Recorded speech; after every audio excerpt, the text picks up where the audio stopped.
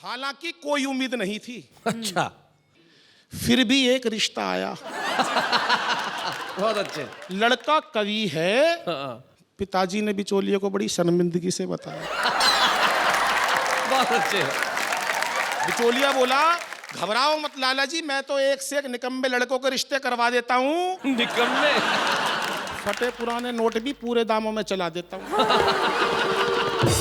ये बतलाओ लड़का कितना कमा लेता है? पिताजी बोले, किसी तरह से इज्जत बचा लेता है। तो मेरा मतलब ये है, ये लड़की को भूखे तो नहीं मरने देगा? पिताजी बोले, ये भूख ही नहीं लगने देगा। जिस दिन अपनी कविता की 2 पंक्ति मुझे सुना देता है, कम बखत कई दिन की भूख भगा देता है। बिचौलिए ने पूछा, तो क्या इन्होंने अपनी कविताओं की कोई पुस्तक नहीं छपवाई? अच्छा। पिताजी बोले, उसी में तो लुट गई भाई घर की सारी कमाई। और तो और घर वालों ने इसकी पुस्तक का पन्ना तक नहीं खोला। एक रिश्तेदार ने गलती से 2-3 पन्ने पढ़ लिए थे, भाई साहब वो हमसे आज तक नहीं बोला। अब तो शर्मा जी यही तमन्ना है कि किसी तरह से इसकी जिंदगी संवर जाए। भगवान करे इसे कोई हिम्मत वाली लड़की मिल जाए।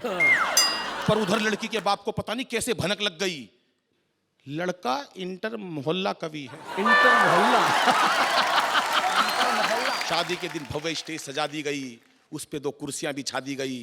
मंच पर खड़ा मैं फूला नहीं समा रहा था, हर एक बाराती में भाई साहब एक श्रोता नजर आ रहा था।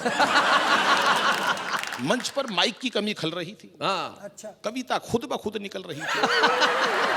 खुद ब खुद निकल रही थी।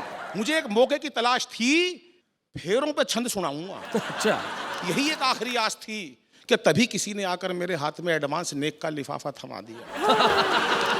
उसे पता नहीं किसने बता दिया, लड़का कवि है, ये पता नहीं कितनी लंबी रचना सुना देगा, लड़की को विदा होने से पहले ही रुला देगा।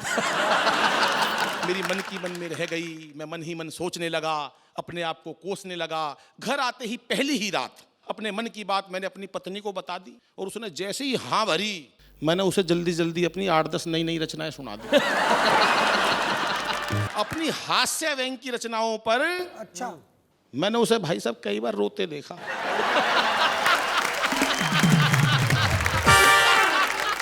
और जब मैंने करुण रस की रचनाएं सुनाई, तब उसे खुश होते देखा। पता ही नहीं चल रहा था कौन पागल है दोनों में से।